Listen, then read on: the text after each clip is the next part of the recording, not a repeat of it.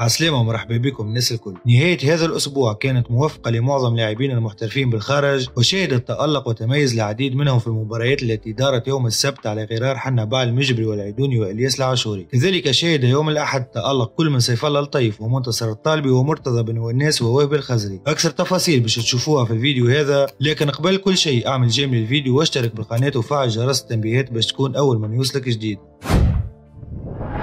بعد تسجيل حنابال المجبري لأول هدف له بالدوري الإنجليزي مع أكابر مان يونايتد، وتسجيل إلياس العاشوري لثنائية مع فريقه كوبنهاغن مساهما بذلك في حصد نقطة تعادل لفريقه، وبعد المردود المتميز الذي ظهر به العيدوني مع فريقه يونيون برلين ومساهمته في هدف فريقه الوحيد، فهو لاعبنا الدولي سيف الله الطيف أيضا يتألق بالدوري السويسري مع فريقه وينترسور، ويسجل الهدف الرابع في رصيده هذا الموسم عبر الرأسية بالدقيقة 63 من زمن المباراة، ليساهم بذلك في فوز فريقه بنتيجة 2-1 والمرور إلى الدور الثمن النهائي من كأس سويسرا. هذا وقد تم تغيير سيف الله الطيف بالدقيقة 77 ليأخذ مكانه في التشكيلة اللاعب السويسري راندي شنايدر. كما شهدت أيضا الجولة الخامسة من الدوري التركي تألق لاعبنا الدولي مرتضى بن وناس الذي قدم مردود ممتاز ونجح في تحقيق نتيجة التعادل لصالح فريقه وتقاسم النقاط مع فريق ألانيا سبور، وذلك من خلال تسجيله الهدف الثالث لفريقه قاسم باشا، لتنتهي المباراة على نتيجة 3-3. هذا وتم تغيير مرتضى بن وناس باللاعب التركي سليم دلي بالدقيقة 89 من زمن المباراة، وتحصل على تقييم 7.4 كأفضل لاعب من جهة فريقه. وشارك مرتضى بن وناس في الموسم الحالي إلى حد الآن في 5 مباريات كأساسي ونجح في تسجيل هدفين. كيف العادة والعوايد، شهدت أيضا الجولة الخامسة من الدوري الفرنسي تألق لاعبنا منتصر الطالبي مع فريقه لوريون ضد نادي موناكو، ولعب الطالبي كأساسي طيلة المباراة وقدم أداء جيد وتحصل على تقييم 7.2، حيث فاز ب9 صراعات هوائية من أصل 12 و2 صراعات أرضية من أصل 3، ليساهم بذلك في تعادل فريقه بنتيجة 2-2. وبهذه المباراة وإلى حدود الجولة الخامسة يصبح منتصر الطالبي قد شارك في 450 دقيقة من أصل 450 دقيقة بالدوري الفرنسي. كذلك عرفت هذه الجولة تألق مواطنه وهب الخزري اللاعب السابق لمنتخب تونس والمعتزل دوليا، حيث سجل هدفه الأول هذا الموسم مع فريقه مونبلييه الفرنسي، ليساهم بذلك في التعادل مع ستراسبورغ بنتيجة 2-2. لهنا نوصل لنهاية الفيديو، مشكورين على المتابعة. ما تنساش باش تعمل جيم للفيديو وتشترك في القناة باش تكون أول من يوصلك جديد.